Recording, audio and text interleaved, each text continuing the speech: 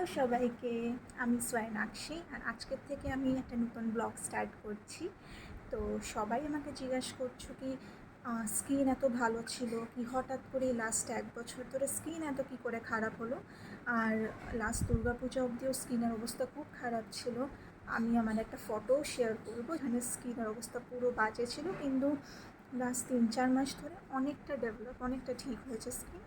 তো সবাই বলছিলে কি হঠাৎ করে এতটা কী করে ঠিক হয়েছে। তো আমার তো কী কী আমি মেনটেন করি, তো একটু শেয়ার করবো তোমাদের সাথে কী করে এতটা ডেভেলপ হলো। কেন কি অনেকজনেরই হতে পারে আমার মতো এরকম স্কিনে পিগমেন্টেশন আর এরকম পিম্পলস হয়েছে।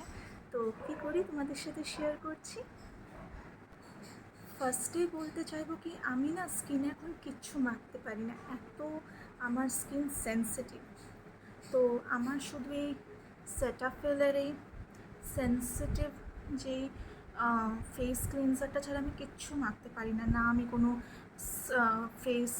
ফেস ওয়াশ মাখতে পারি, না কি আমি কোনো অ্যালোভেরা জেল মাখতে পারি। কসমেটিক্স তো ছেড়ে তো আমি কোনো বলতে গেলে আমি কোনো ক্রিমও মাখতে পারি না। আমার স্কিন এতটা বেশি, আর আমার এত ভয় হয়ে গেছে এখন আমি কিচ্ছু মাখতে পারি না। জাস্ট একটা ক্রিম আমাকে দিয়েছে ডক্টর আফটার এই ক্লিনজিং করার পরে দিনে 2বার আমি ক্লিনজ করি। সেটা ফেলতে এটা খুব ভালো, যারই স্কিন এরকম করতে পারো। আর এটা দিয়ে জাস্ট ক্লিনজিং করি, আর তারপরে ডক্টর আমাকে একটা প্রেসক্রাইব করেছে একটা মেডিসিন, ওইটাকে দিয়ে ইউজ করি। আর ফর গডস গ্রেস এখন অনেকটা ডেভেলপ করছে, তোমরা দেখতে পাচ্ছ। এখনও দাগ আছে, বাট ওই পিম্পলসটা এখন আর হচ্ছে না, জাস্ট দাগটা রয়ে গেছে।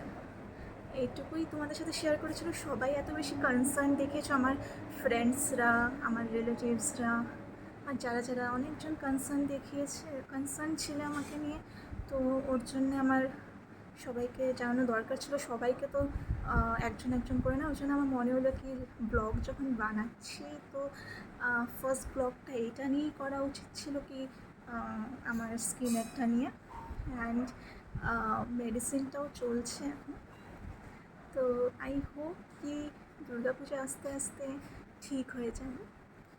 অ্যান্ড সবাই এমন করে এমনই আমাকে ভালোবাসতে থেকো।